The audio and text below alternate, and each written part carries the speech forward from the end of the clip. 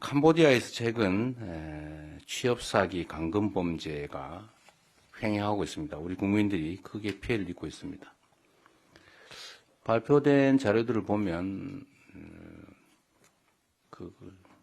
각국에서 체포된 사람들이 많은데 우리나라가 한 5, 6번째쯤 되는 것 같아요. 그래서 숫자가 적지가 않은 것 같습니다. 그래서 우리 국민들이 자녀들 또는 이웃들, 캄보디아에서 감금된 피해자들에 대해서 걱정을 많이 하고 있습니다. 국민의 생명과 안전을 지키는 것이 정부의 가장 큰 책임입니다. 지금은 다른 무엇보다 피해자들을 보호하고 또 사건 연루자들을 국내로 신속하게 송환해야 됩니다. 관계부처는 캄보디아 정부와 협의를 통해서 양국의 치안당국 간 상시적인 공조체제 구축에 속도를 내주시기 바랍니다. 실종신고 확인 작업부터 조속히 진행해야 됩니다. 그리고 정부는 우리 국민의 안전을 확보할 수 있는 가용 가능한 방안을 최대한 즉시 실행해 주시기 바랍니다. 유사 피해를 원천적으로 차단하기 위해서 범죄 피해 우려 지역에 대한 여행 제한 강화도 서두를 필요가 있겠습니다. 그리고 국민들이 재외 공간에 도움을 요청하면 즉시 또 상시 대응할 수 있도록 관련 제도 정비, 또 인력 예산 편성에도 만전을 기해 주시기 바랍니다. 들리는 얘기하면 현지 우리 교민들이나 국가기관 소속 공무원들이 자기 사비를 털어가지고 지원을 해주고 있다 이런 얘기도 있던데 최소한 예산 문제 때문에 업무에 지장이 생기지는 않게 해주시면 좋겠습니다. 가용 자원을 총동원해서 신속하게, 정확하게, 확실하게 대응해 주시기 바랍니다. 경제 문제 말씀을 하나 드리겠습니다. 최근에 글로벌 무역 갈등 심화로 민생 경제의 불확실성이 커지고 있습니다. 비상한 대응을 통해서 민생 경제 회복의 불씨를 살려나가야 됩니다. 관련 부처는 경제 외풍이 실물 경제에 미칠 부정적 영향을 차단하고 특히 국민의 삶과 직결된 물가 안정에 정책적 역량을 모아주기 바랍니다. 그리고 우리 경제의 체질 강화에도 박차를 가해야 됩니다.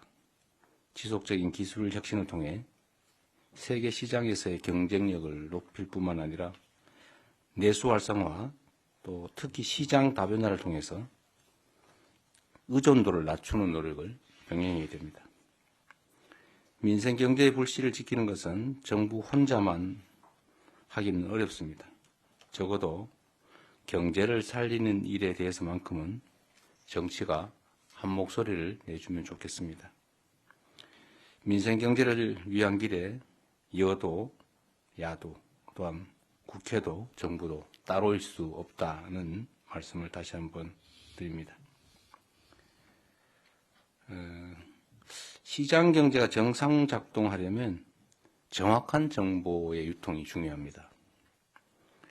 정치도 마찬가지고 경제도 마찬가지고 사회 현상도 마찬가지인데 허위 정보, 가짜 조작 왜곡 정보들이 횡행하면 무질서하게 되는 건 상식이죠. 그래서 최근에 인공지능 기술을 악용한 허위 과장 광고가 SNS에서 범람한다고 합니다. 심지어 부동산 시세 조작도 의심되는 사례가 있다고 합니다. 이런 행태들은 국민 경제에 큰 피해를 야기하는 시장 교란 행위입니다. 마땅히 엄격한 조치가 뒤따라야 되겠습니다. 관계부처가 이런 시장 질서 일탈 행위를 바로잡기 위한 근본적인 대책을 강구해 주시길 부탁드립니다.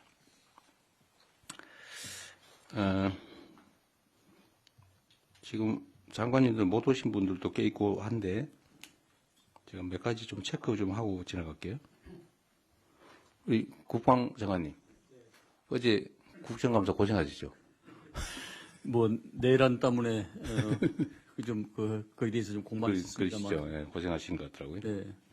근데 그 아마도 얘기 중에 인사 문제 가지고도 꽤 얘기가 있었던 것 같아요. 그렇습니다. 네.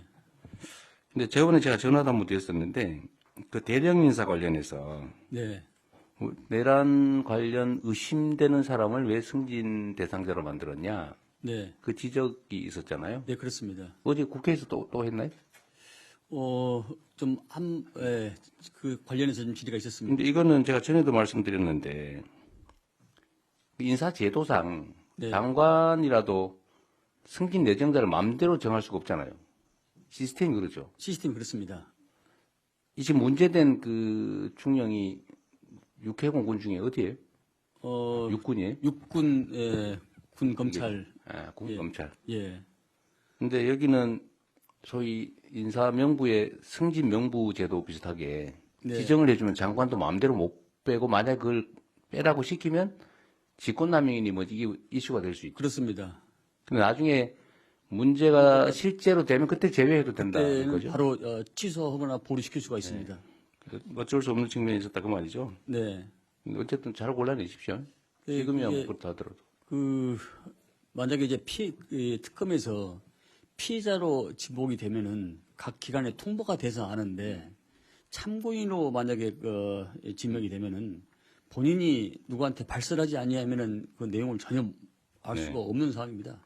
그런 제한 요소가 있어가지고 뭐 어쨌든 이 각군 총장에게도 이 계엄과 관련해서 그런 인원이 적발되면은 바로 엄중 조차도 그렇게 지시를 해놨습니다. 그건 뭐 너무 당연한 일이고. 근데 문제는 이제 우리 국민들께서나 아니면 정치권에서도 보면 네, 이 내란은 정말로 발본색고 내야 되는데 예? 특히 인사에 있어서 가담 정도가 극히 경미하더라도 어쨌든 가담을 한 게 사실이면 부역한 게 사실이면 그건 뭐 승진시키는 거 말이 안 되잖아, 그죠? 그건 뭐 어불성설이라고 생각합니다. 네, 어쨌든 그런 점에 대한 걱정들에서 그런 예. 지적도 있는 것 같으니까 예, 설명도 좀 열심히 잘 하셔야 될 것 같아요. 어쨌든 인사제도상에 불가피한 점이 있는데 확인되면 배제는 당연히 할 수 있고 승진한 후에라도 그럼 취소하면 되는 거죠. 네, 이번에 내란이 상당히 아주 많이 광범위에 퍼져 있기 때문에 인사 발표할 때도 만약에 이 특정한 인원이 추후에 문제가 발각이 되면은 심사 과정에서 발각이 되면은 취소한다 이런 전제를 명확하게 그렇게 입장을 가지고 계신 거죠? 네, 전제를 하고 발표를 했습니다. 저는 절차상 어쩔 수 없는 측면이 있으면 좀 설명을 좀 더 힘들더라도 많이 하셔야 될 것 같아요. 앞으로도 적극적으로 하겠습니다. 네, 네, 그러시죠. 네. 그 여성가족부, 네, 이제 바뀌었지, 바뀌었습니다. 성평등 가족부 장관. 네. 오늘 국정감사 안 갔어요? 네, 저희는 11월 4일에 합니다. 4일이요? 제가 전에 국무회의 때 그 얘기 한번 했잖아요. 특정 분야, 그러니까 여성에 대한 구조적 성차별은 광범위하게 지금 존재하는데 아주 광범위하게 있잖아요. 그죠? 그런데 아주 특정한 영역에서는 예외적으로 네. 남성들이 차별받는 부분들이 있을 수 있다. 네. 아주 극히 일부 영역. 네, 네. 네, 그 부분도 잘 챙겨보자. 네, 그런 네, 말씀드렸는데. 맞습니다. 네. 그래서 뭔 조치를 하셨던가 보더라고요. 그런 부분에 대해서 뭘 하기 위한 조치를 하신 것 같은데 네. 저한테 쪽지가 많이 와서 네. 왜 여성차별이 이렇게 심각한데 남성차별 얘기를 하냐 라고 얘기를 하던데 지금 뭐 하고 계세요? 지금 아마 그러니까 그게 바로 이제 성평등과 이런 차별 관련되어서 이제 각 좀 다른 인식의 격차가 있는 것 같습니다. 그래서 저희가 사실은 지난번 대통령님 그 청년 콘서트 이후에 네, 저희가 그때 모였던 분들 대상으로 제가 당일에도 말씀을 드렸지만 오픈 채팅방에 좀 이 격차 해소를 위한 자문단을 파일럿 형식으로 좀 구성 요청을 드려서 간담회를 한 5회 정도 가질 예정이고요. 일단 저희 성평등 가족배 관련 과가 만들어져서 이 부분 해소를 위한 그 전문가와 함께 노력을 좀 하고 있습니다. 네. 네. 어쨌든 이게 우리 사회의 갈등 대립이 너무 심해가지고 네. 말만 하면 이게 갈등이 되더라고요. 저한테 어떤 권유가 있냐면 네. 아예 말을 하지 마라. 특히 네. 젠더 갈등에 관해서는 해법이 없으니 아예 말을 하지 말라는 공고도 많이 해요. 네. 실제로 좀 회피하는 측면들도 있거든요. 네. 그런데 그럴수록 있는 문제를 네. 꺼내놓고 토론해야지. 네. 그리고 맞습니다. 불합리한 결론을 다 시정해 가야지. 네. 이쪽이 더 큰 문제가 있으니까 이쪽이 작은 문제는 덮자 이렇게 하면 안 되잖아요. 네. 그러니까 우리 분명한 거는 네. 우리 사회 전체적으로 구조적인 성차별이 여성에 대해서 심각하다. 네. 그리고 승진 제한이라든지 네. 많잖아요. 사실 국무회의만 봐도 제가 아무리 여성들 승진 많이 시키려고 진짜 노력했거든요.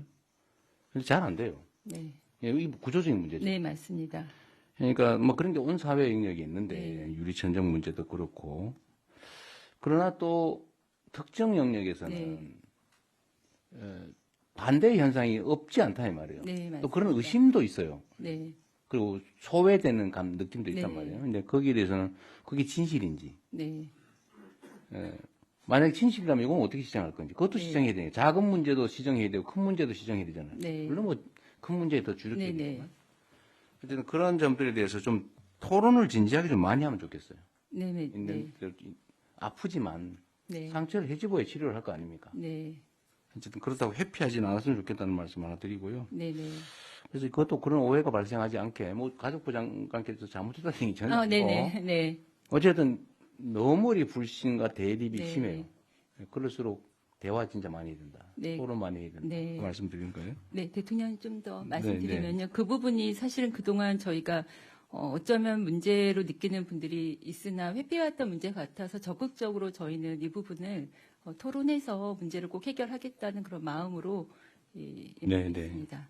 어쨌든 얘기를 많이 들어주시고요. 네, 어쨌든 끙끙 앓지 않게 해주세요. 네, 억울하다 이런 생각 안 들어요. 네, 네, 또 오해면 풀어주고 네, 문제가 있으면 시정하고 네, 크든 작든 간에 너무 우리 청년 세대들은 너무 안타까운 세대 아닙니까? 네, 우리는 기회를 많이 누리면서 살아온 세대인데 힘든 세월을 살긴 했지만 희망 있는 세상을 살았잖아요. 근데 지금의 청년 세대들은 뭐 객관적 상황이야 바꿈지 않고 뭐 교육받을 만큼 받고 하겠지만 네. 희망이 별로 없는 세대잖아요. 되게 어려운 세대죠. 네, 근데 갈등이 심해요. 다 기성세대 책임이죠. 네, 그리고 우리 행안부 장관님은 예. 오늘 국정감사에 가신 모양이군요.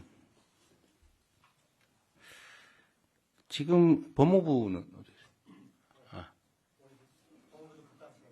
있어요? 검사 누구세요? 미안합니다. 제가 얼굴을 못 봐서. 이건 법무부하고 행안부가 또 동시에 걸려있는 문제인데, 저는 그런 생각이 들어요. 어쨌든 사회라고 하는 게, 특히 민주주의 사회는 정확한 정보가 중요하잖아요. 세상 사람 한 사람이 나라의 주인이고 국가의 권력자인데 그들의 판단에 기초해서 어쨌든 선출직 공무원이 생기고 임명직 공무원이 일을 하는 거 아닙니까? 그래서 정확한 정보가 중요해요. 정확한 판단을 해서 정보가 정확해야 되는데 이 가짜 정보, 왜곡 정보로 사람들이 판단을 흐리려는 시도가 너무 많아진 세상이 된 것 같습니다. 과거에는 이게 주류는 아니었는데 요즘은 그게 마치 실력처럼 거짓말을 해가지고 세상 사람을 속여서 판단을 흐리게 하는 게 마치 무슨 능력인 것처럼 이렇게 생각하는 부류가 있는 것 같습니다. 그걸 소위 선동이라고 그러죠. 없는 사실을 막 지어내가 여러 군데서 얘기 들으면 사민성호라고 여기 처음 들을 때는 에이 설마 그러다 두 번째 진짜인가? 세 번째 들으면 사실인가 봐. 네 번째 들으면 확실하네. 다섯 번째 들으면 자기도 같이 주장하는 거죠. 근데 이게 안타깝게도 현실이잖아요. 그래서 특히 이 정치 영역에서도 마찬가지인데 거짓말을 옛날에는 우리 앙두백 장관님 오래 정치하셨으니까 전에는 자기가 한 말이 사실과 다르면 사과했잖아요. 그죠? 실수입니다. 그리고 거짓말을 하고 이렇게 그 사과 안 하면 그 사람 취급 안 하고 그러지 않았어요? 정치에서? 그죠? 근데 요즘은 반대야. 거짓말 잘하는 게 실력처럼 보여요. 뭐 그러긴 한데 그 사이에 치르는 대가가 너무 크죠. 근데 그런 건 낭비잖아요. 그런데 그게 지금은 시간 지나면 없어지는 수준이 아니고 그게 하나의 세력을 형성하기도 해요. 가짜 정보에 기초한. 근데 그 중에 하나가 이런 거예요. 저는 국정감사든 국회에 가서 국민을 대표하는 국회의원들한테 법률에 의해서 진실을 말해야 될 사람들이 거부한다든지 가서 대놓고 뻔뻔하게 거짓말한다든지 이거 절대 허용하면 안 된다고 생각해요. 차라리 말을 말든지. 그죠? 그런데 이거 지금 작년부터 국회에서 증언 요구하면 거부하고 말이에요. 대도 않은 이유로. 가서 거짓말하고. 그런데 이거 계속 반복되고 있어요. 그러면 안 되잖아요. 그게 우리 식구들이 할지라도 마찬가지로 여러분도 마찬가지입니다, 앞으로. 그러면 안 되죠. 국가의 기강 문제 아닙니까? 근데 이거를 누가 최종적으로 책임지냐. 검찰, 경찰이 책임져야지. 그렇잖아요. 질서의 최후 유지자들 아닙니까? 검찰, 경찰. 그래서 권한, 권력을 줬잖아요. 사람을 조사해서 벌할 수 있는 권력을. 근데 그걸 행사를 제대로 안 하거나, 심지어 그 권력을 이용해가지고 어문 사람을 잡거나, 그게 시중폭력법보다 더 나쁜 짓이죠. 사람 잡아 가두고 감금하는 거나 하고, 엉터리 수사 재판해가지고 어문 사람도 잡아 감옥 넣는 것 중에 어떤 게 더 나쁩니까?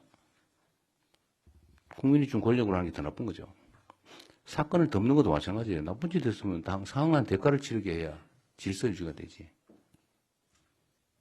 그래서 위증사건 고발을 내가 알기로는 수없이 했는데 왜 수사를 안 합니까? 왜 그냥 내비두는 거예요?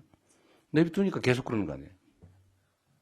우리 국무위원들도 국회 가서 말도 안 되는 이유로 출석 거부하거나 그러시면 안 됩니다. 가서 또 거짓말하고 그러면 안 돼요. 거짓말할 일을 하지 말아야지, 아예. 뭐 문제가 있으니 거짓말하는 거 아닙니까? 그 수사 상황 체크를 좀 해주세요. 왜 안 하고 있는지. 고발은 언제 됐고, 수사는 어떻게 하고 있고, 처분은 어떻게 했는지. 그리고 어떻게 빨리 처리할지. 배고파가지고 저 계란 한 판 훔친 거 잡는 것보다 훨씬 더 중요한 일이지 않습니까? 그래서 그 사건 처리를 어떻게 하는지 지금 모르실 테니까. 예, 확인해서 그렇죠? 보고 드리도록 하겠습니다. 이건 수사 개입은 아니죠? 네, 이거 잘 챙겨주시고요. 그리고 공직자들은 권한이 주어져 있기 때문에 그 권한을 행사하고 그 권한 행사에 대한 책임을 지고 결과로 국민에게 말하는 거예요. 권한을 가진 공직자가 뭐 그리 말이 많아요. 공직자는 주어진 권한을 행사하고 책임지는 겁니다. 결과를 가지고 평가받는 거죠. 그리고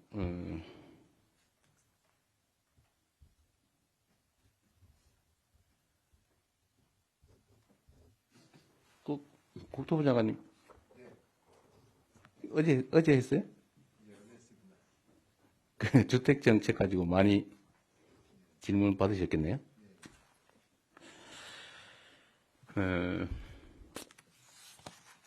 계속 그 주택 문제는 체크를 하고 있는데, 네. 사실 우리 사회에서 국민들이 투자 수단이 부동산밖에 없는 시절이 사실 있었죠. 이제는 전 세계적으로 대체 투자 수단도 사실 많아지고 있고 또 그렇게 만들어야 되는데 자본시장도 정상화돼 가고 있고 또 반드시 정상화시켜야 되고 그런 부동산 투기라고 하는 걸 통해서 재산을 늘려보겠다는 생각은 이제는 과거 생각이잖아요. 네. 그리고 언젠가는 반드시 사고가 나게 돼 있죠.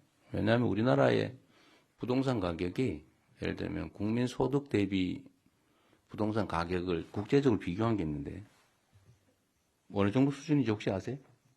정확하게 모르겠는데요. 아마 1등일 거예요. 1등일 겁니다.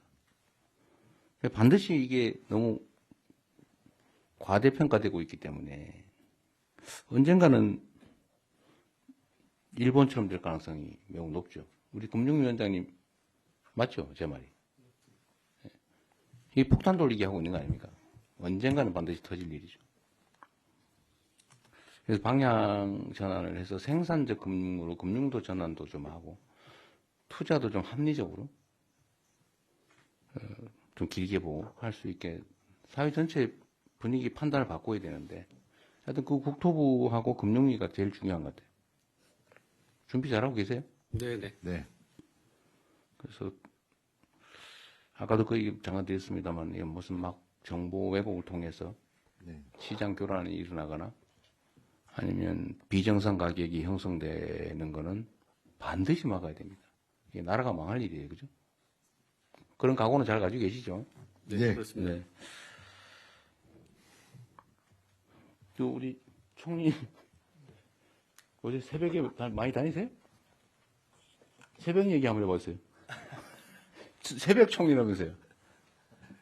예, 뭐 인력 시장도 가고 여기저기 갑니다. 가급적 일찍 뭐 이것저것 좀 들러보려고 하고 있어요. 하여튼 총리님도 뭐 잘 다니시고 계신데 장관님들도 그렇고 하여튼 현장에 좀 많이 가시면 좋겠어요. 그 대통령님 말씀 주셨는데 그렇지 않아도 장관님들 말씀 드리려고 했는데 그 이번에 국정과제와도 연관된 일들이 많고 하니까 그 연관된 것들을 그냥 서류에 있는 형태로 하지 말고 직접 설명하는 것이 좋을 것 같습니다. 그래서 가급적 국정과제와 연관된 것, 지금 관심 갖는 것들을 지방을 좀 많이 다니셨으면 좋겠다 그런 생각이 듭니다. 지방, 현장 이렇게. 네. 원래는 제가 전에 그 현재 상태 각 부처의 문제점들 예상되는 현안에 대한 대책 방안 뭐 등등을 좀 이번 저희 국무회의 보고하라고 했는데 아마 국정감사 준비 때문에 못한 것 같아요.